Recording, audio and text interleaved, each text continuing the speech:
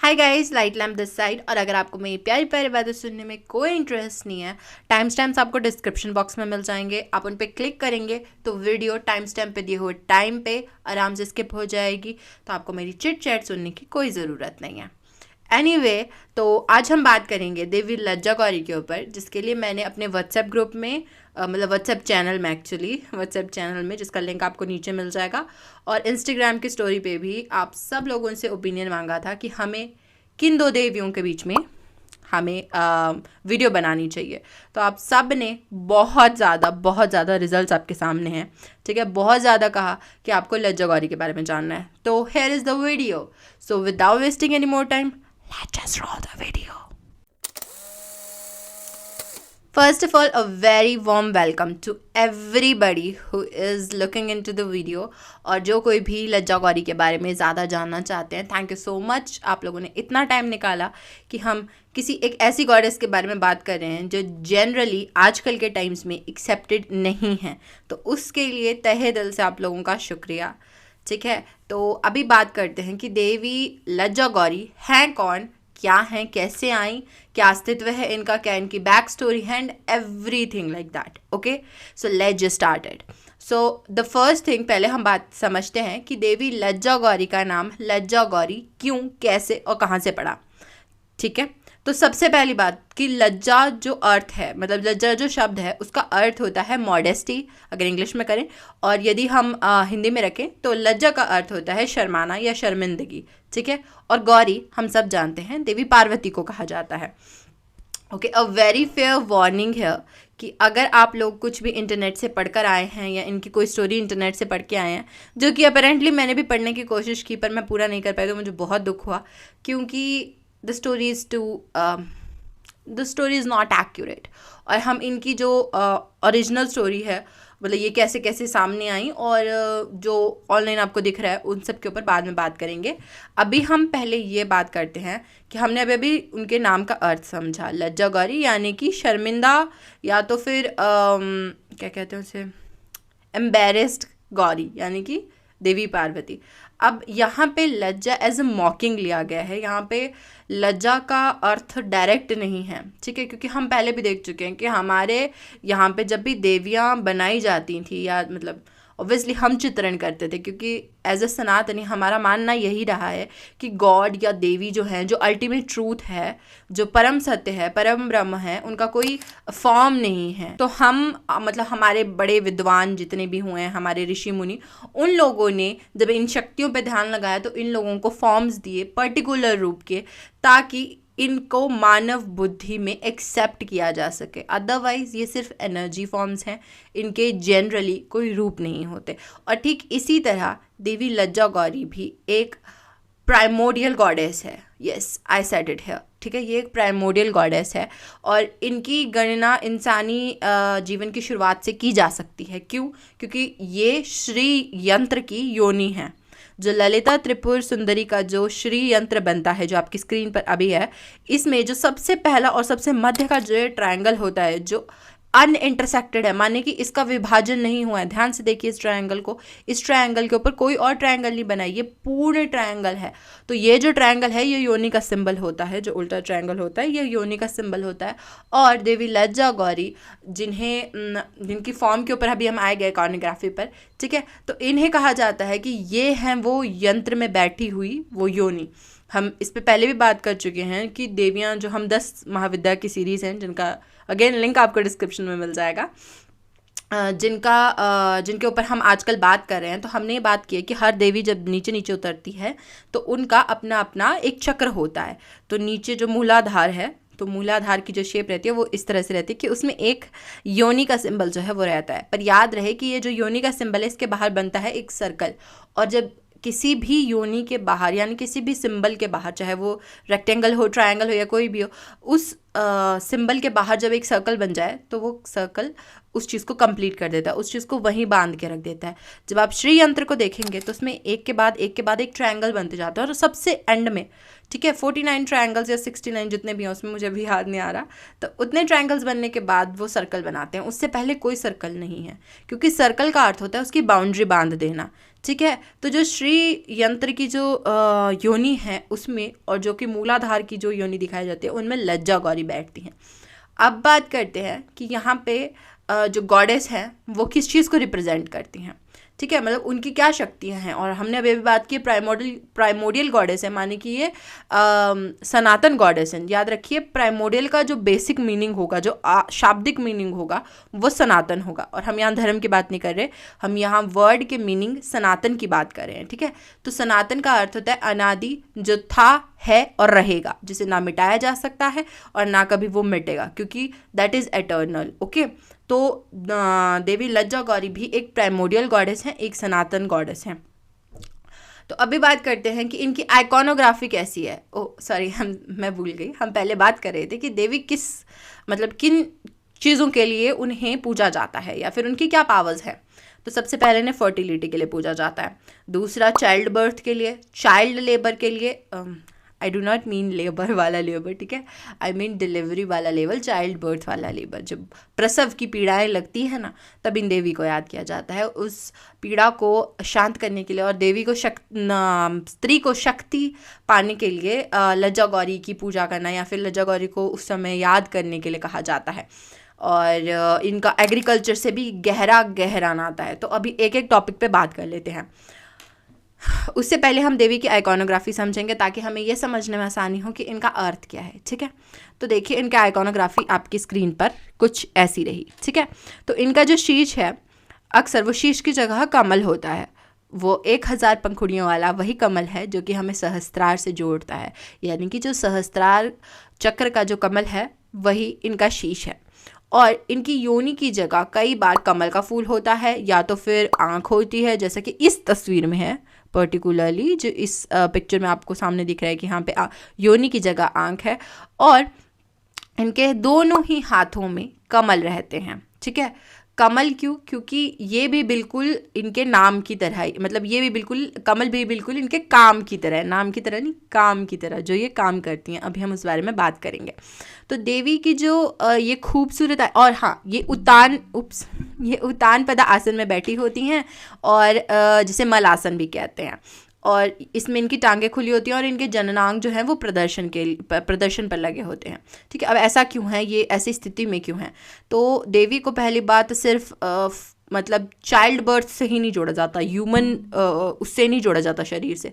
ये भी कहा जाता है क्योंकि ये प्रथम योनि है, श्रीयंत्र में जो बैठी योनि है, क्योंकि ये प्रथम योनि है, तो इन्हीं से पूरे के पूरे यूनिवर्स की संरचना हुई है। मतलब इन्हीं के गर्भ से और इन्हीं की योनि से सभी कुछ आया है ब्रह्मांड में।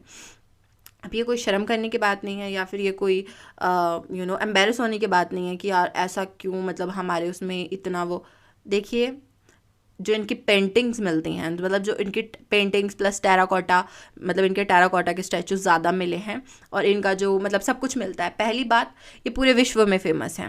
मैं आपको नाम बता देती हूँ कि ये किस किस अलग रूप में फेमस हैं। ये अलग अलग पूरे विश्व में मिली हैं, इनकी मूर्तियाँ पूरे विश्व में मिली हैं और उन सब की जो फोटोज़ होंगी वो आपकी स्क्रीन पर आ जाएंगे। ओके, तो इन्हें शीलानागिग कहते हैं, जिसका मतलब होता है the embodiment of big vagina energy, यानी कि एम्बॉडीमेंट ऑफ, आप इसे इससे भी जोड़ सकते हैं कि इन्हें कॉस्मोस प्रोड्यूस करने वाली देवी बताया जाता है जब इन्हें शीलानागिग में बताया जाता है। और ये मिडिवल आयरिश से आती हैं, इनका नाता मिडिवल आयरिश से है शीलानागिग का। दूसरी आती है, अब मुझे नहीं पता मैं इन सब को सही प्रोनाउंस कर रही हूँ या नहीं, so I am really sorry for that. Okay, तो दूसरी आती हैं इजिप्शियन गॉडेस, जिन्हें बाउबो नाम से जाना जाता है, स्पेलिंग आपकी स्क्रीन पे है, ठीक है। और इन्हें भी लोटसेस से अटैच बताया जाता है और ये भी चाइल्ड बर्थ और लेबर की, यानी कि प्रसव की पीड़ा की देवी हैं, ये दोनों ही। और इन दोनों को ही संसार को पैदा करने के लिए पूजा जाता है, मतलब संसार को पैदा करने के लिए पूजा जाता है, जैसे कि हमारी लज्जा गौरी को किया जाता है। अब दूसरी बात कि ये जो नाम आया ये कहाँ से आया, ये एक्चुअली आदिवासी किलों से आया, आदिवासी कबीलों से आया है। और इनके जो ये टेराकोटा के जो ये पूरे विश्व में मिलते हैं, ये 200 ईस्वी से लेकर अभी तक जो मिले हैं वो 200 ईस्वी से लेकर 1500 ईस्वी तक के हैं, ठीक है, ईसा पूर्व के हैं, सॉरी।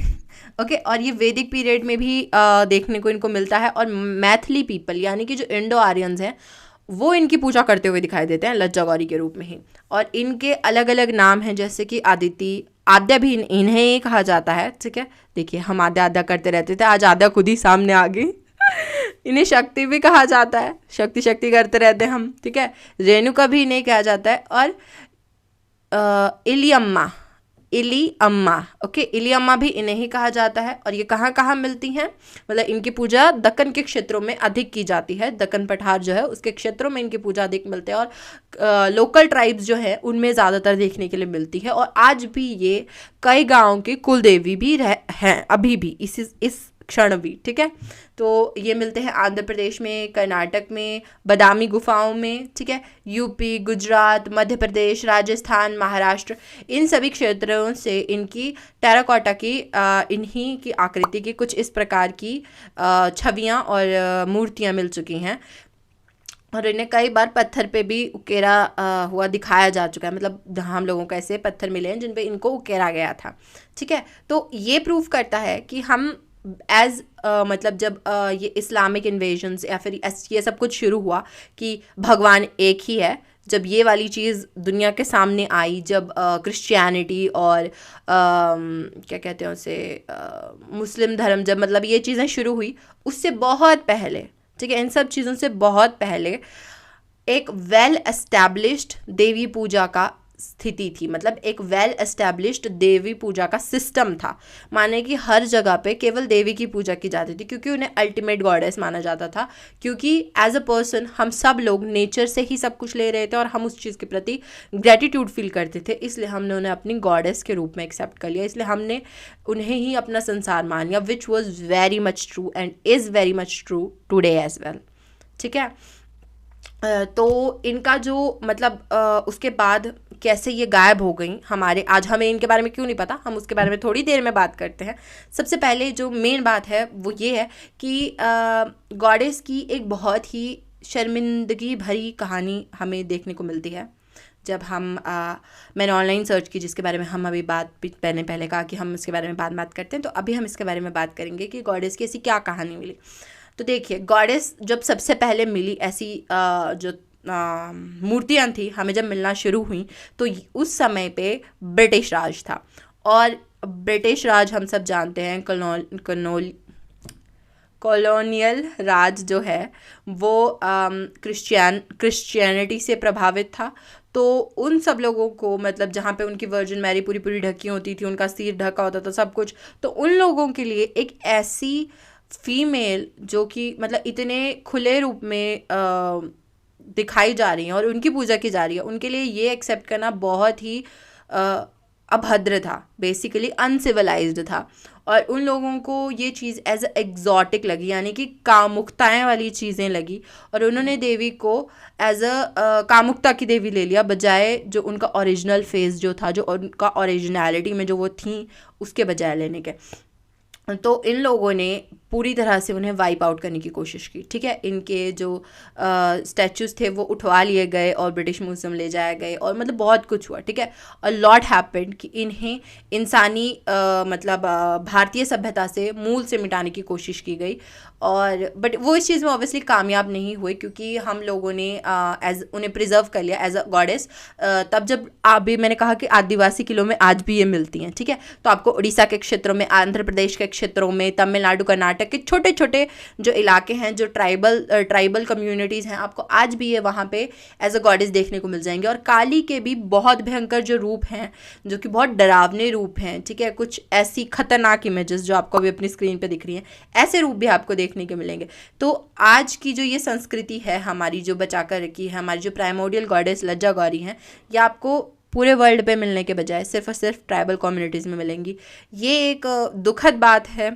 तो ऑब्वियसली ऐसा होना नहीं चाहिए था, बट अब ये हो चुका है, तो इट्स बेस्ट कि हम इस चीज़ को रिवाइव करने की कोशिश करें, और ऐसी चीज़ों से डरने के बजाय, मतलब क्योंकि ऐसी एक्सप्लिसिट इमेजेस देख के पेरेंट्स भी कहते हैं कि यार तुम ये क्या देख रहे हो, मतलब this is not good and this is not healthy. और मतलब कोई भी एक सिविलाइज्ड, मतलब मॉडर्नाइज्ड, नॉट सिविलाइज्ड, मॉडर्नाइज्ड इंसान यही कहेगा कि this is not good, this is not socially accepted. तो इस चीज़ को ऑब्वियसली हमारे इसमें जगह मिलनी चाहिए। और मैं चाहती हूँ, मेरी यही प्रार्थना है सबसे जो कोई भी एपिसोड देख रहे हैं, कि प्लीज़ इस चीज़ के बारे में थोड़ी अवेयरनेस बढ़ाएं जितना भी आपके स्तर पे हो सकता है। मैं नहीं बोलती कि आप हु अल्लाह मचाए या फिर धरने पे उतर जाएं, ठीक है, बट जितना भी हो सकता है एटलीस्ट खुद को तो ये समझाएं कि ये हमारी गॉडेसेस हैं, और गॉडेसेस की जो डिपिक्शन है वो हमेशा से ही थोड़ी कहीं ना कहीं किसी ना किसी हद तक एक्सप्लिसिट रही है, मतलब थोड़ी हद तक वो आज के मॉडर्न टाइम्स के हिसाब से अनसिविलाइज्ड लग सकती है, क्योंकि हम लोगों को ढका गया और ढका गया और ढका गया। क्यों ढका गया? क्योंकि इन्वेजन्स हो रहे थे, और जब भी इन्वेजन्स होते हैं तो जो फ्रंट लाइन पे होते हैं, जो कि अक्सर पुरुष होते हैं, वो मर जाते हैं, पर जो बैक लाइन पे होते हैं, जो कि अक्सर फीमेल्स होती हैं और बच्चे होते हैं, उनके साथ बहुत ज़्यादा अत्याचार होता है। तो इसी चीज़ से बचाने के लिए उन्हें ढका गया था, ठीक है। पर अब इस चीज़ की ज़रूरत नहीं है। We are living in a peaceful community है, we are living in a world peace, okay. और एटलीस्ट इस चीज़ पे तो अब लड़ाई होने की ज़रूरत नहीं है।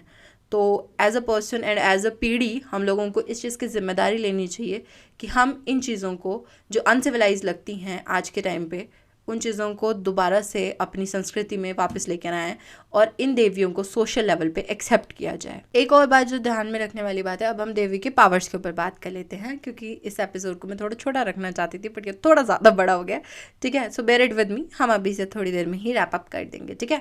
तो देवी जो है वो फर्टिलिटी की गॉडेस मानी जाती हैं, क्योंकि देवी का मतलब जब हम एक शिशु को जन्म देते हैं तब एक नई लाइफ की ही उत्पत्ति नहीं होती, बहुत सारी अलग अलग चीज़ें भी होती हैं, क्योंकि बॉडी में फ्लूइड्स बहुत ज़्यादा होते हैं और कई चीज़ें बॉडीली फ्लूइड्स बाहर आ जाते हैं उसमें। तो उस समय पर किसी मेल गॉड की एनर्जी में टैप इन करना या फिर किसी होली चीज़ का नाम लेना अच्छा नहीं समझा जाता, क्योंकि ऑब्वियसली वहाँ पे बहुत चीज़ें हो रही होती हैं, ठीक है। तो उस समय पे लड़कियों को या फिर स्त्रियों को ये एडवाइस किया जाता था कि you take the name of Lajja Gauri, specifically उस जगह पे, क्योंकि उस समय पे, क्योंकि देवी की जो एनर्जी है वो इस प्रकार की है कि वह जन्म दे सकती है, वे नई चीज़ें बना सकती हैं। और जो लोग मतलब क्योंकि चाइल्ड बर्थ में भी, ठीक है, हमने भी बात की कि चाइल्ड बर्थ और फर्टिलिटी के लिए भी थी, प्लस प्रसव की पीड़ाओं के लिए और प्रसव के लिए भी थी, प्लस ये एग्रीकल्चर के लिए भी थी। अब एग्रीकल्चर के लिए क्यों? हम बात करते हैं कि देवी ने सृष्टि को बनाया, कॉस्मोस को बनाया, ठीक है। तो जो चीज़ भी नेचर में कुछ भी है, पर्टिकुलरली नेचर में एम्बेडेड है, जो चीज़ हम नेचर से ले रहे हैं, जो मैन मेड नहीं है एट ऑल, जैसे कि हमारी सब्जियां, खाना पीना, सब कुछ, ये सब कुछ जो चीज़ें हैं हम नेचुरल उखाड़ते हैं, इनको पकाते हैं और खा लेते हैं, इसमें कोई प्रोसेस नहीं है। मतलब पेड़ों की तरह हम इन्हें काट कर घर बनाने के लिए, जब हम पेड़ों का इस्तेमाल करते हैं तो हम उन्हें काटते हैं, पेंट करते हैं, बहुत कुछ करते हैं, राइट। तो उस चीज़ की तरह ये प्रोसेस्ड नहीं है खाना, जो है हम डायरेक्ट नेचर से लेते हैं, ठीक है। तो उस चीज़ में जब हम नेचर से लेते हैं, और क्योंकि हमने देवी को नेचर माना है, मतलब लज्जा गौरी को एज ए नेचर लेते हैं, तो हम उस चीज़ को अपने उसमें ले लेते हैं। माने कि हम देवी को बोलते हैं कि देवी जो है वो हमें एग्रीकल्चर प्रोवाइड करने वाली भी है, क्योंकि भोजन जितना भी है वह सब कुछ नेचर से डायरेक्ट आ रहा है, अतः हमने इन्हें एग्रीकल्चर की गॉडेस भी माना। एक और चीज़ जो है वो इनकी कहानी है, जो मतलब क्योंकि इससे पहले इनकी कोई कहानी नहीं थी, ठीक है। क्या मतलब हमें जो 10 महाविद्याएं हैं उनमें से हमें बहुत की कहानियाँ मिल जाती हैं, पर क्या हमने कभी महाकाली, जिनके 10 शीश हैं, 10 भुजाएं हैं और 10 ही पैर हैं, क्या हमने उन्हें कभी किसी स्टोरी में सामने आते हुए देखा? कभी नहीं, ठीक है। ऐसी बहुत सारी गॉडेसेस हैं जो सिर्फ फॉर्म्स के रूप में हैं, पर वो कभी भी आज तक तो उन्हें यहाँ धरती पर या फिर रूप लेने की आवश्यकता नहीं पड़ी, मतलब वो सिर्फ एनर्जेटिक फॉर्म में ही हैं। इवन 10 महाविद्याओं की भी कुछ स्टोरीज आपको मिल जाती हैं, पर 1 या 2 बार से ज़्यादा उन्हें भी धरती पर नहीं लाया जाता है। और जब वो धरती पर आती भी हैं, 10 महाविद्याएं स्वयं भी आती हैं, तो वो डिफरेंट फॉर्म्स लेती हैं, जैसे कि शकंबरी, ठीक है, शताक्षी, जब देवी ने उनकी फॉर्म ली थी, भुवनेश्वरी देवी ने जब फॉर्म ली थी, तो वो शताक्षी देवी या शकंबरी की देवी के रूप में सामने आई थी, वे स्वयं नहीं आई थी, क्योंकि वो सिर्फ एनर्जीज हैं, ठीक है। तो बिल्कुल उसी तरह से लज्जा गौरी भी सिर्फ एक एनर्जी है, और वो प्राइमोर्डियल गॉडेस नहीं है, और वो सामने कभी नहीं आई हैं। पर जैसे जैसे हम पुरुष प्रधान उसमें प्रवेश करते गए, मतलब जैसे वो बात अभी हमने इंसिडेंट सुना है कि उन ब्रिटिशर्स को जब ऐसी चित्रण मिले और ऐसे मूर्तियाँ मिली, तो उन्हें ये लगा कि ये कामुकता की देवी हैं, और ये तो बहुत ही अनसिविलाइज्ड चीज़ है, तो उस चीज़ से ही इन्फ्लुएंस होके आगे कुछ स्टोरीज़ बनने लगी। तो स्टोरी ये बनी कि एक बार शिव जो है देवी पार्वती को एक कपड़ा देते हैं ओढ़ने के लिए, कंबल देते हैं, क्योंकि उन्हें सर्दी लग रही थी। और वो मतलब क्योंकि अब उनके पति ने दिया है तो वो बड़ा मतलब प्यार से रखती थी उस कंबल को। तो शिव ने उनकी परीक्षा लेने के लिए एक चूहे का रूप धरा और उस कंबल को जगह जगह से कुतर दिया। अब देवी जो थी ये देख के परेशान होगी कि हे भगवान, हे प्रभु, मेरे पति ने मुझे कंबल दिया है और मैं उसे संभाल नहीं पाई। और वो बहुत बहुत परेशान हो गया। अब उन्हें समझ नहीं आया कि मैं महादेव के सामने जाऊं कैसे। तो शिव ने ही एक और रूप धरा, वो था दर्जी का, और वे उनके सामने गए और कहा कि मैं कंबल को एकदम नए जैसे बना दूंगा, पर एक शर्त पे, यदि आप मेरे साथ संभोग करेंगी। Yes, that is what is written, okay, that is what the story goes। ये मैं नहीं बता रही हूँ, ये ऑनलाइन पढ़ा है, आप पढ़ सकते हैं, ठीक है। इसलिए मैं इसके बारे में अवेयरनेस बना रही हूँ, so please be with me, okay. तो देवी उसके लिए मान जाती हैं। देवी पार्वती, काली, अन्नपूर्णा, आद्या, मतलब I am just getting overwhelmed, like, okay. तो देवी उस चीज़ के लिए मान जाती हैं। और in between the love making, ठीक है, इन बिटवीन ऑल दो सीन्स, शिव जो है वो टेलर का रूप त्याग कर अपने असली रूप में आ जाते हैं। तो देवी को बहुत बहुत शर्मिंदगी होती है और देवी लज्जित हो जाती हैं। अतः वे अपना शीश गिरा देती हैं, वो अपना शीश छोड़ देती हैं। कई स्टोरीज़ के अनुसार उनके शरीर में उनका शीश चला जाता है और वो उत्तानपदा आसन में बैठ जाती हैं। I mean, she is the goddess of everything, okay? She is the one who created everything. She is called Adya for a reason. वो महाकाली है। मेरे को समझ नहीं आया लोग क्या सोच के स्टोरीज बना देते हैं। और ये लोक कथा है, ये कहीं रिटर्न नहीं है, and I am not sure कि ये रिटर्न है कि नहीं, but according to my resources ये एक लोक कथा है, which is very vulgar, which is not accepted at all. This is not true, okay. अगर कोई भी, किसी के पास भी इत्तू सा दिमाग भी है ना, वो भी ये समझ जाएगा कि ये सच नहीं है, हो सकता, किसी भी तरह सच नहीं हो सकता। At least I can not believe it. और मुझे नहीं पता इस स्टोरी के माध्यम से क्या बताने की कोशिश की जा रही है। एटलीस्ट मुझसे तो इंटरप्रेट नहीं हुआ। अगर आप लोगों को पता लगता है कि इससे क्या समझाने की कोशिश की जा रही है तो do let me know in the comments, because मेरे तो होश उड़ गए, मतलब चले गए ये वाली चीज़ें, ठीक है। Anyway, so this was about the story of the Lajja Gauri, जिनकी पहले कोई स्टोरी नहीं थी, क्योंकि वो प्राइमोडियल गॉडेस थी, जैसे कि हमने अभी बात की, और उनकी स्टोरी होनी भी नहीं चाहिए थी, क्योंकि वो खुद ओरिजिनल फॉर्म में क्यों ही आएंगी, ठीक है। तो ये था देवी लज्जा गौरी के बारे में वीडियो, जो आप लोगों ने मांग के किया। मांग के तो नहीं किया, मैंने वो ऑफ़र किया, ठीक है, ठीक है, मैं मानती हूँ मैंने ऑफ़र किया, okay. You don't have to take offense to that. Anyway, so that was it for the video. और अगर आपको मेरा WhatsApp चैनल ज्वाइन करना है तो नीचे लिंक दिया है। और we are coming back with the another series on Instagram, ठीक है, जिसका नाम है Spill the Tea, जहाँ हम आयुर्वेद और न्यूट्रिशन और खाने पीने की बातें करेंगे बेसिकली, कि क्या खाने से क्या होता है, ठीक है। And it is about spirituality. मैंने अभी बता दिया, ठीक है, ये स्पिरिचुअलिटी के बारे में है। Total spill the T is all about spirituality. और इसमें टी इसलिए क्योंकि अभी हम बहुत सारे चीज़ों को ब्रेक करेंगे और हम ये जानेंगे कि कैसे एक आम खाने से हम हेल्दी जीवन बना सकते हैं। माने कि खाने में, आपके तड़के में, जो कि हम सब लोग डेली खाते हैं, उसमें छोटी छोटी चीज़ें मिला के कैसे हम अपने खाने को एक थोड़ा हेल्दी लेवल पे लेके जा सकते हैं। And healthy, by healthy I do not mean weight loss और हेयर ग्रोथ और anything like that. I mean spiritually elevated lifestyle, okay. So अगर आप ऐसी किसी भी चीज़ में इंटरेस्टेड हैं, खाने से रिलेटेड, आयुर्वेदा से रिलेटेड या नेचुरोपैथी से रिलेटेड, तो आप हमारे इंस्टाग्राम को, जो अभी नई सीरीज शुरू होने वाली है, उसके लिए ज्वाइन कर सकते हैं। अदरवाइज़ अगर आपको और स्टोरीज सुननी है, पुराणों की कथाएं सुननी है और ऐसी चीज़ों में इंटरेस्ट है, तो आप मेरे इंस्टाग्राम पे, सेम ही इंस्टाग्राम पे जाकर महागाथा सीरीज़ को देख सकते हैं। उसकी गाइड बनी पड़ी है, उसमें 50, पूरे टोटल 50 एपिसोड्स हैं, ठीक है, आप उसे देख सकते हैं। उसके अलावा अगर आपको मेरे से कोई पर्सनल क्वेश्चन है तो आप मुझे ईमेल कर सकते हैं। मैं जितनी जल्दी हो सके उतनी जल्दी जवाब देने की कोशिश करती हूँ। आई ट्राई, रियली ट्राई, ठीक है, but a lot is going on and it's so hectic all the times. मेरे को अपना व्हाट्सएप खोलने का टाइम नहीं मिलता, ठीक है।